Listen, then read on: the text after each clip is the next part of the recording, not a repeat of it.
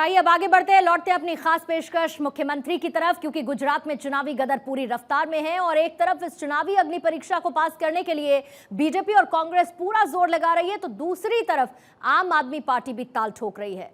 BJP Gujarat की सत्ता पर बरकरार रहने के लिए अपनी तैयारी कर चुकी है, तो कांग्रेस भी कमबैक की कोशिश में है।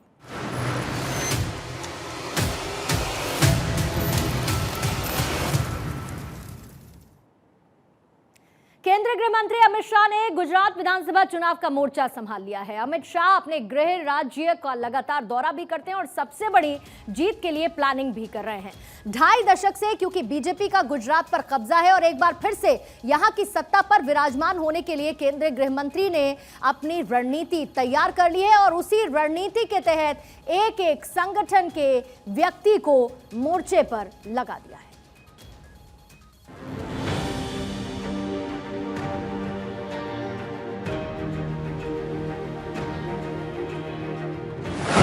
गुजरात चुनाव में एक्शन में अमित शाह, रिकॉर्ड तोड़ने के लिए बना रहे रणनीति।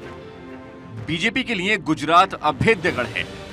लगातार 7वीं बार सरकार बनाने के लिए बीजेपी के चाणक्य फुल एक्शन में हैं। गांधीनगर में मीटिंग पर मीटिंग कर रहे हैं। एक बार फिर से गुजरात में अमित शाह डटे हुए हैं। अमित शाह ने बीजेपी के हेडक्वार्टर कमलम में हाई लेवल बैठक की। रणनीति ऐसी बना रहे हैं कि विपक्ष को चारों खाने पटकनी दे सकें। दरअसल बीजेपी इस चुनाव में रिकॉर्ड तोड़ सीटें पाने की जुगत में है और इसके लिए अमित शाह पूरी तरह से एक्शन में आ गए। गुजरात में कैंप पर स्ट्रेटेजी बना रहे हैं, वोट शेयर बढ़ाने के लिए मेहनत कर रहे हैं। 2017 में 49.05% वोट मिले थे, वहीं 2022 में 50% से ज्यादा रखने की कवायद है। बीजेपी के चाणक्य गुजरात में पार्टी के बड़े नेताओं से मिल रहे हैं। इस बार रिकॉर्ड तोड़ जीत के लिए प्लानिंग की जा रही है। बताया जा रहा है कि इसके लिए अमित शाह ने अचूक प्लान तैयार किया है। प्रवासी लोगों को साधने की योजना है। गुजरात अस्मिता पर फोकस रहेगा। चुनाव प्रचार पीएम मोदी के इर्द गिर्द रहेगा। माइक्रो मैनेजमेंट लेवल पर प्लानिंग की गई है। बीजेपी पिछले 2.5 दशक से गुजरात के सिंहासन पर कायम है और एक बार फिर से सत्ता पाने के लिए पूरी ताकत लगा रखी है। इसके लिए खुद अमित शाह एक्शन में आ गए हैं, क्योंकि शाह की प्लानिंग का कोई जवाब ही नहीं है। अमित शाह जीत का दूसरा नाम बन गए हैं। Bureau report, Bharat 24। तो गुजरात विधानसभा चुनाव को लेकर सरगर्मी तेज है और चुनावी गहमा गहमी के बीच आज क्रिकेटर रविंद्र जडेजा की पत्नी रिवाबा जडेजा ने अपना नॉमिनेशन फाइल कर दिया। रिवाबा पहली बार चुनावी मैदान में हैं और उन्हें बीजेपी ने जामनगर नॉर्थ से अपना प्रत्याशी बनाया है। रिवाबा जडेजा के साथ उनके नामांकन के दौरान रविंद्र जडेजा के अलावा गुजरात के पूर्व मुख्यमंत्री विजय रूपानी भी मौजूद रहे।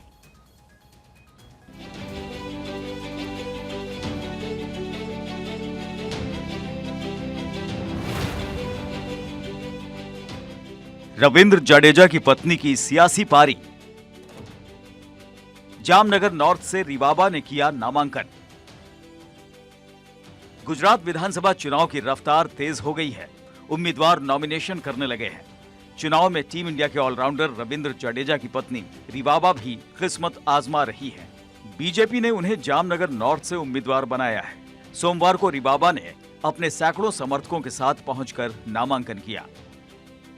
क्रिकेट के मैदान में चौके छक्के लगाने वाले रविंद्र जडेजा अब अपनी पत्नी के लिए चुनाव मैदान में कूद पड़े हैं। रिवाबा के पर्चा दाखिल करते वक्त रविंद्र जडेजा भी वहां मौजूद थे। इससे पहले रविंद्र जडेजा ने लोगों से अपनी पत्नी के लिए समर्थन मांगा। मारा वाला जामनगर वासियों અને તમામ ક્રિકેટ પ્રેમીઓ, આપ સૌ જાણી રહ્યા છો કે વિધાનસભાની ચૂંટણીઓ આવી ગઈ છે અને T20 ની જેમ ઝડપથી આગળ વધી રહી છે।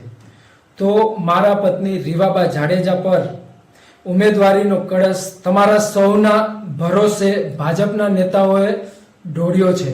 તો જામનગરની જનતાને, ભાજપને અને જડ્ડુના ક્રિકેટ પ્રેમીઓને શોભે તેવો વિજયી માહોલ બનાવવાની જવાબદારી તમારા સૌ પર છે। नॉमिनेशन से पहले क्रिकेटर रविंद्र जडेजा और उनकी पत्नी एक कार्यक्रम में शामिल हुए। इस कार्यक्रम के दौरान रिवाबा जहां पीले रंग की साड़ी पहने दिखी, तो वहीं उनके पति ने भगवा रंग का कुर्ता पहन रखा था। रविंद्र जडेजा के कुर्ते का ये रंग देखकर कयास तेज हो गए कि क्या भविष्य में वो बीजेपी ज्वाइन करेंगे। जामनगर नॉर्थ में लड़ाई दिलचस्प हो गई है, क्योंकि रविंद्र जडेजा की पत्नी जहां बीजेपी के टिकट पर मैदान में है, तो वहीं उनकी बहन नयनबा कांग्रेस की नेता है और अपनी भाभी के खिलाफ प्रचार करने में जुटी हुई हैं। भाजपा ने जो कैंडिडेट सिलेक्ट किया है उनको ऐसा लगता है कि हमारा की प्लेयर है, पर हमें ऐसा नहीं लगता कि वो ऐसे इतने बड़े की प्लेयर है। वो वीक है और डेफिनेटली भाजपा ये सीट हार रही है। हमने पहले भी कहा था और हम अभी भी इसी स्टेटमेंट पे अड़े हुए हैं कि कांग्रेस ये सीट जीत रही है।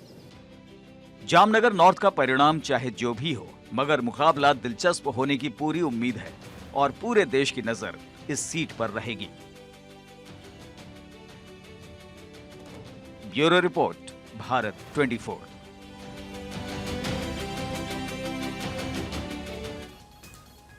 तो गुजरात में नॉमिनेशन का दौर शुरू हो चुका है और बीजेपी के कई उम्मीदवारों ने आज अपना पर्चा दाखिल कर दिया। गुजरात के गृह मंत्री हर्ष सांघवी ने मजूरी विधानसभा सीट से नॉमिनेशन फाइल किया, तो वहीं अबडासा विधानसभा सीट से प्रद्युमन सिंह जडेजा ने नॉमिनेशन फाइल कर दिया है। और इसी मौके पर उनके साथ मुख्यमंत्री भूपेंद्र पटेल मौजूद रहे। ध्रांगध्रा विधानसभा सीट से प्रकाश भाई वरमोडा ने अपना नामांकन दाखिल किया, तो बोरसद सीट से बीजेपी उम्मीदवार रमन सोलंकी ने चुनावी पर्चा दाखिल किया है। तो ये तस्वीरें देखकर साफ पता चलता है कि गुजरात चुनाव की रफ्तार बढ़ने लगी है। सभी पार्टियों ने पूरी ताकत झोंक दी है। AIMIM अध्यक्ष असदुद्दीन ओवैसी भी गुजरात में चुनावी सभाएं कर रहे हैं, लेकिन उनके ही कौम के लोगों ने ओवैसी को ना कर दिया है। ओवैसी के प्लान मुसलमान पर ब्रेक लगा दिया है। कैसे, ये रिपोर्ट आप देखिए।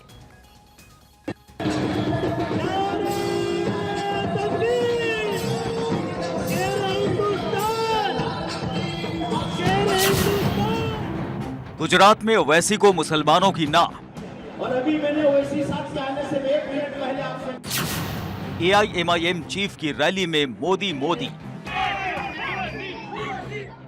बड़े अरमान के साथ AIMIM प्रमुख असदुद्दीन ओवैसी गुजरात के चुनावी मैदान में उतरे थे। निजाम के शहर से गुजरात का रुख किया था ये सोचकर कि वहां किंग मेकर बनेंगे, मुस्लिम वोटर्स का रहनुमा बनकर। मगर गुजरात में चुनाव से पहले ही ओवैसी का सपना चकनाचूर होता दिख रहा है। खुद उनके ही कौम के लोग ओवैसी के विरोध का झंडा बुलंद करने लगे हैं।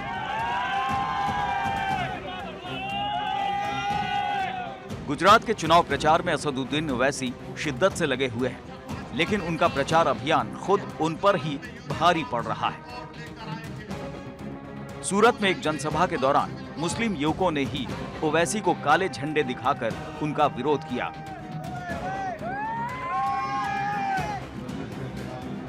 और न केवल काले झंडे दिखाए, बल्कि मोदी मोदी के नारे भी लगाए।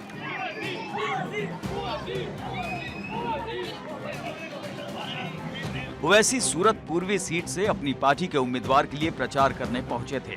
उनके साथ पार्टी के नेता और पूर्व विधायक बारिश पठान भी मौजूद थे। ओवैसी जैसे ही भाषण देने के लिए उठे, जनसभा में मौजूद लोगों ने उनका विरोध शुरू कर दिया। ओवैसी और उनकी पार्टी के नेता लोगों का ऐसा विरोध देखकर असहज हो गए।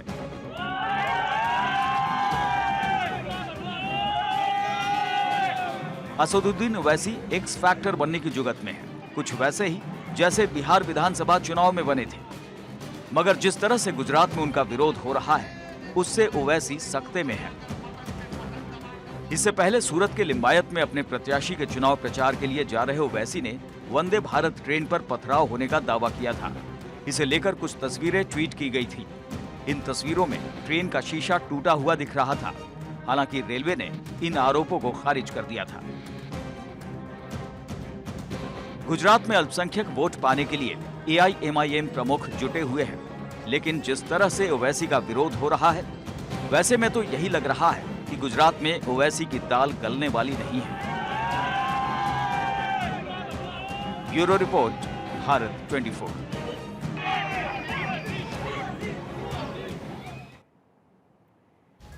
तो भारत 24 गुजरात की हर एक सीट का विश्लेषण आपको दिखा रहे हैं और ये विश्लेषण चुनाव एक्सपर्ट डॉक्टर कुमार गणेश ने भारत 24 के लिए किया है। तो आज हम आपको राजकोट जिले का विश्लेषण दिखाने वाले हैं। इसके साथ ही आपको ये भी बताएंगे कि किस सीट पर किस तरीके के हालात बने हुए हैं, इस डिस्ट्रिक्ट में कौन कौन सी सीटों पर कौन सी पार्टी की मजबूती नजर आती है। जी, तो हम बात कर रहे हैं राजकोट डिस्ट्रिक्ट की, जहां पर कुल सीटों की संख्या है 11। लेकिन कुल मिलाकर अगर मजबूती के लिहाज से हमारे चुनावी एक्सपर्ट जो बता रहे हैं, बीजेपी 8 सीटों पर इस जिले में मजबूत नजर आने वाली है, तो कांग्रेस 3 सीटों पर अपना दबदबा कायम रख सकती है। लेकिन अन्य के खाते राजकोट जिले से बहुत ज्यादा कुछ खास नहीं आने वाला है। आइए अब आपको राजकोट जिले की सीट के बारे में भी बता देते हैं और इसके साथ ही ये भी बताएंगे कि डॉक्टर कुमार गणेश ने किस सीट को लेकर क्या विश्लेषण किया है, क्योंकि वो हैं हमारे चुनाव एक्सपर्ट। सबसे पहले मोरबी सीट की बात, जहां बीजेपी मजबूत नजर आएगी। टंकारा पर भी बीजेपी का प्रदर्शन अच्छा देखने को मिलेगा। वांकानेर में भी बीजेपी का प्रदर्शन अच्छा रहेगा। तो राजकोट पूर्व पर कांग्रेस की मजबूती नजर आएगी, लेकिन राजकोट पश्चिम में बीजेपी मजबूत नजर आने वाली है। तो राजकोट दक्षिण में भी बीजेपी का प्रदर्शन मजबूत रहेगा। राजकोट ग्रामीण में भी बीजेपी मजबूत नजर आएगी। तो जसदड़ में भी बीजेपी अपनी ग्रिप को मजबूत रखेगी, लेकिन गोंडल में कांग्रेस खेल कर सकती है। इसके साथ ही जेतपुर में बीजेपी और धोराजी में कांग्रेस मजबूत नजर आने वाली है। और आइए तफसील से अब एक एक सीट के बारे में विश्लेषण आपको बता देते हैं, जो हमारे चुनाव एक्सपर्ट डॉक्टर गणेश की तरफ से किया गया है। सबसे पहले बात करते हैं मोरबी सीट की। मोरबी में पहले चरण में वोटिंग होनी है और साल 2017 में कांग्रेस के टिकट पर ब्रजेश मेरजा ने यहां से जीत हासिल की थी। हालांकि बाद में यही ब्रजेश बीजेपी में शामिल हो गए थे और जब साल 2020 में उपचुनाव हुआ तो ब्रजेश ने यहां पर जीत दर्ज की थी और बीजेपी को मजबूती दी थी।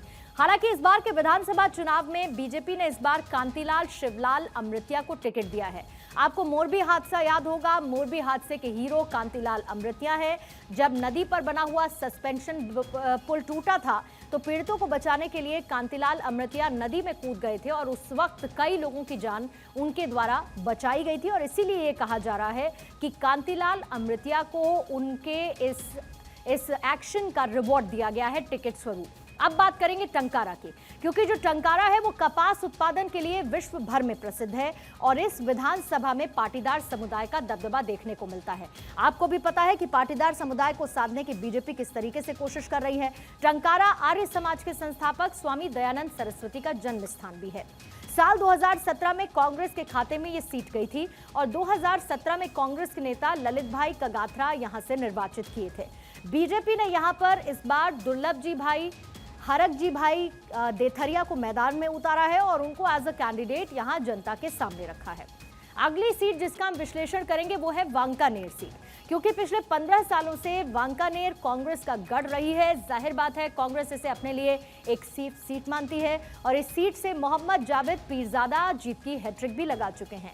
जितेंद्र भाई कांतिलाल सोमानी इस बार इस सीट से बीजेपी के उम्मीदवार हैं और बीजेपी के कद्दावर नेता जितेंद्र भाई सोमानी हैं। साल 2017 में जितेंद्र भाई सोमानी सिर्फ 1361 के वोट के अंतर से हार गए थे। जाहिर है इसे कवर अप करने की बीजेपी इस बार कोशिश करेगी। इस चुनाव में इस सीट पर बीजेपी कांग्रेस को कड़ी टक्कर देते हुए नजर आती है।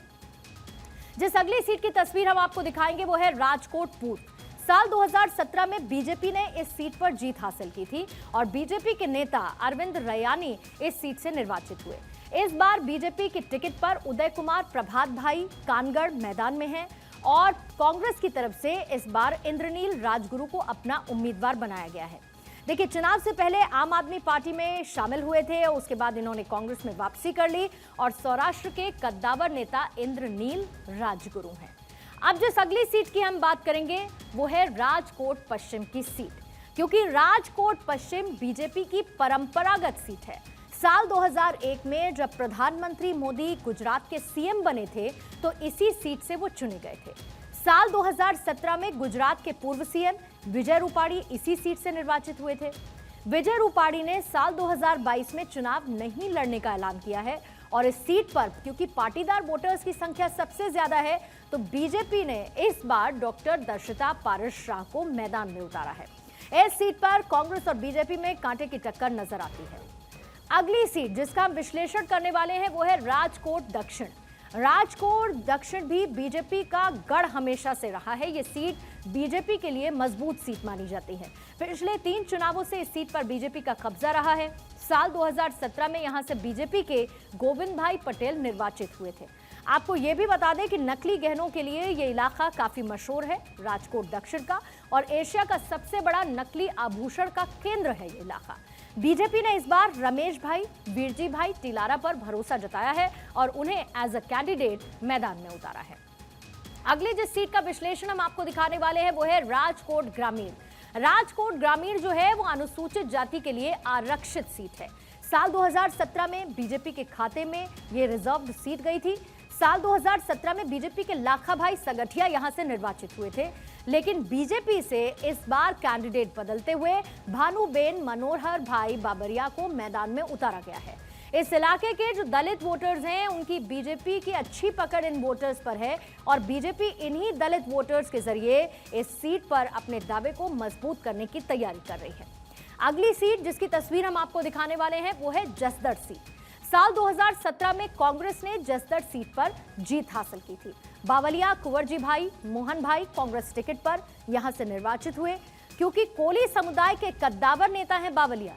साल 2018 में बावलिया बीजेपी में शामिल हुए और उपचुनाव में दोबारा से निर्वाचित हुए। इस बार फिर से कुंवरजी बावलिया पर बीजेपी ने भरोसा जताया है, ये सोचते हुए कि अपनी वोटर्स पर पकड़ मजबूत रखने के साथ ये बीजेपी को जीत दिला सकते हैं। अगली सीट है गोंदल सीट। साल 2017 में बीजेपी ने इस सीट पर जीत हासिल की थी। बीजेपी के नेता गीताबा जयराज सिंह जडेजा यहां से निर्वाचित हुए। साल 2022 में एक बार फिर से कैंडिडेट को रिपीट करते हुए गीताबा जडेजा बीजेपी के टिकट पर मैदान में हैं। गोंडल सीट पर पाटीदार वोटर्स का बहुत दबदबा है। इस सीट पर बीजेपी कांग्रेस के बीच कांटे की टक्कर नजर आएगी, ये कहना है हमारे चुनाव एक्सपर्ट डॉक्टर गणेश का। अगली सीट जिसका हम जिक्र करेंगे वो है जेतपुर सीट। जेतपुर सीट जो है साड़ी उद्योग के लिए जेतपुर का इलाका जाना जाता है और जाहिर है बीजेपी का यह मजबूत किला हमेशा से रहा है। बीते 2 चुनावों से जयेश भाई विट्ठल भाई रादडिया ने यह सीट जीत हासिल की। यहां से साल 2012 में कांग्रेस की टिकट पर रादडिया जीते थे। उसके बाद हालांकि उन्होंने पाला बदला, वो बीजेपी में आ गए और इस बार फिर से बीजेपी ने रादडिया पर ही भरोसा जताया है, ये सोचते हुए कि बीजेपी को इससे मजबूती मिलेगी। अगली सीट है धोराजी सीट। धोराजी सीट जो है वो कांग्रेस का मजबूत दावा यहां पर पेश करती नजर आती है। साल 2017 में कांग्रेस के खाते में ये सीट गई थी और कांग्रेस के नेता ललित वसोया इस सीट से निर्वाचित हुए। बीजेपी टिकट पर इस बार महेंद्र भाई पाडलिया मैदान में हैं और इस सीट पर बीजेपी और कांग्रेस में कांटे की टक्कर नजर आती है। तो ये है सीटवार विश्लेषण इन तमाम सीट्स का जो कि राजकोट डिस्ट्रिक्ट के अंडर में आती हैं। अब क्योंकि हम बात राजकोट की कर रहे हैं, उससे जुड़ी हुई कुछ इंटरेस्टिंग बातें, कुछ फैक्ट्स भी आपको बता देते हैं। राजकोट जो है वो सौराष्ट्र राज्य की पूर्व राजधानी के रूप में प्रसिद्ध है। हालांकि अब ये राजधानी नहीं है, लेकिन इसका अतीत अत्यंत सुंदर और गरिमामयी है। राजकोट को 1620 में बसाया गया। विभोवाजी अजीजो जडेजा ने इसे स्थापित किया। कभी सौराष्ट्र की राजधानी राजकोट हुआ करता था। गांधी जी की शुरुआती शिक्षा राजकोट में ही हुई थी। राजकोट का बड़ा आकर्षण है आजी डैम। सौराष्ट्र का मुख्य केंद्र है राजकोट और राजकोट में ऑटो पार्ट्स का मुख्य कारोबार भी है।